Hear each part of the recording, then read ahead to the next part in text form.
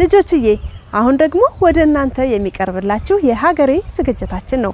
በዛሬ የሀገሬ ዝግጅታችን ስለ ደሴ ሙዚየም የምንነግራችሁ ይሆናል።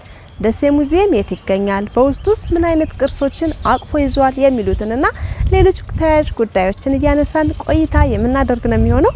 ልጆችዬ በድጋሚ ቆይታችሁን ከኛ ጋር አድርጉ።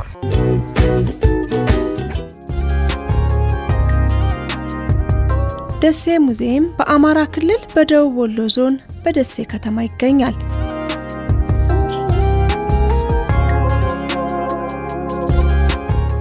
ሙዚየሙ በ1909 ዓመተ ምህረት ከህንድ ሀገር የመጡ ባለሙያዎች ለመኖሪያ ቤትነት አስበው የሰሩት ሲሆን በጊዜ ሂደት በ1973 ዓመተ ምህረት የደሴ ሙዚየም ወይንም ቤተ መዘክር በሚል ስያሜ አገልግሎት መስጠት ጀመረ።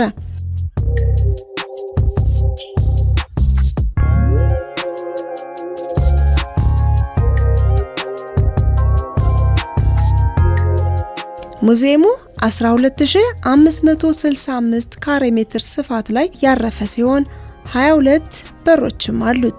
ሙዚየሙ ውብና ማራኪ በሆነው የደሴ ከተማ ኮረብታማ ስፍራ ላይ ይገኛል። ደሴ ሙዚየም በውስጡ በርካታ ታሪክንና ማንነትን የሚናገሩ ቅርሶችን በውስጡ ይዟል።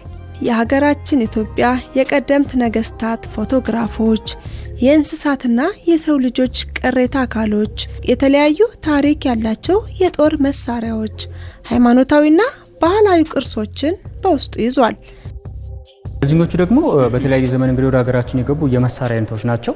በተለይ ከዚህ ከ20ኛው መቶ ክፍለ ዘመን መባቻ አካባቢ እንደገቡ ይነገርላቸዋል። አገባባቸው ግዥንም ስጦታንም ይጨምራል ማለት ነው።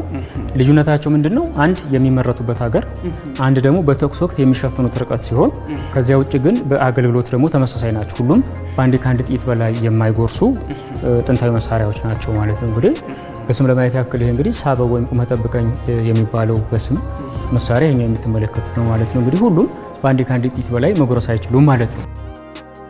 ደሴ ሙዚየም በተፈጥሮና ሰው ሰራሽ አደጋዎች ጉዳት ደርሶበት የነበረ ቢሆንም በአሁኑ ጊዜ አስፈላጊው እድሳት ተደርጎለት ለጉብኝት ክፍት ሆኗል። ቦታው በረሃማ በመሆኑ እንጨቶች አይበቅሉም። እዚህ ትልልቅ እንጨቶች ሰፋፊዎች አይበቅሉም። ሶ ከቀጫጭን እንጨቶች ይዘጋጃል እንጀራ ማሰራ። ምክንያቱም እንደምታዩት ተሸንበቆ ተዘጋጀ ነው። ከቦታው ሙቀት አንፃር እንጀራቸው በሙቀት ተደረገላሽ ነፋስ እንዲያገኝ የጋድስት አለ። ደሴ ሙዚየም የበርካታ ሃይማኖታዊ፣ ባህላዊ፣ ታሪካዊና ተፈጥሯዊ ቅርሶች ቀደምት መገኛ በመሆኑ በርካታ ጎብኚዎች በስስት ይጎበኙታል። ምሳሌ እዚህ ጋር ስንመጣ እነዚህ የምታያቸው እንግዲህ ከተለያዩ ቁስ የተዘጋጁ የመጠጥ መጠጫዎች ናቸው። ጠርሙሶቹ ብርሌ ይባላሉ። ጠጅ የሚጠጣባቸው የጠጅ መጠጫዎች ናቸው።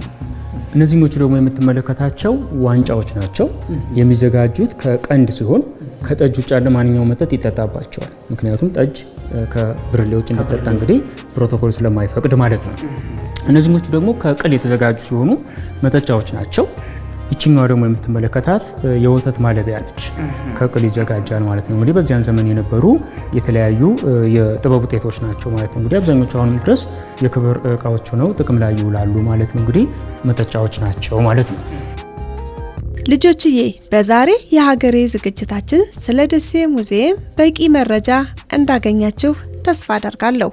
እናንተ በትርፍ ጊዜያችሁ በአካባቢያችሁ የሚገኙ ሙዚየሞችንና ታሪካዊ ቦታዎችን በመጎብኘት ሀገራችሁን ወቁ።